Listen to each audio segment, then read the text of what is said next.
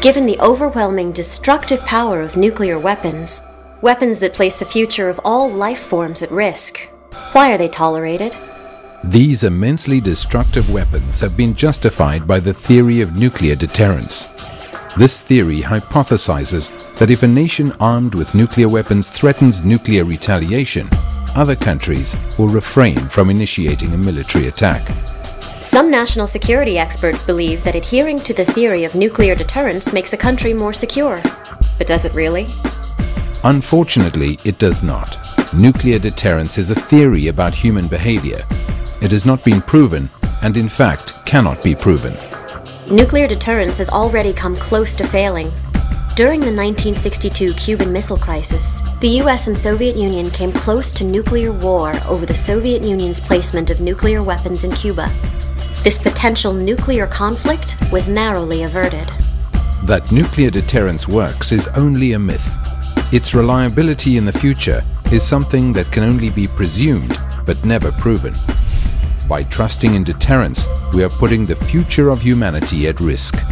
We know with certainty that nuclear deterrence cannot prevent an attack by terrorists that cannot be located or are suicidal. Nuclear deterrence is simply ineffective against such extremists. Nuclear deterrence also requires rational leaders, but not all leaders are consistently rational under all circumstances, especially when a cloud of war hovers over them. If national security experts truly believed nuclear deterrence worked effectively, they would welcome the proliferation of nuclear weapons to other countries. Rather than doing so, they see nuclear proliferation as a threat and try to prevent it. If the leaders and experts who promote nuclear deterrence truly believed in it, they wouldn't be so eager to deploy missile defense systems. These systems are powerful admissions that nuclear deterrence is not sufficiently reliable to prevent an attack, nuclear or otherwise. If some countries continue to rely upon nuclear weapons for security, others will want to follow suit. Nuclear weapons will proliferate, and the world will become an even more dangerous place. By relying on nuclear deterrence, we are playing Russian roulette with the human future. We are loading nuclear bullets into the chambers of the 21st century and pointing the barrel at our collective head. We are inviting nuclear disaster. In the end, nuclear deterrence does not make countries with nuclear weapons truly secure. Instead, it results in a false sense of security, one that places all of humankind in great danger. So if we want to halt the race to nuclear catastrophe, the best way to proceed is to abolish nuclear weapons and put all materials vital for the production of nuclear weapons under strict and effective international control.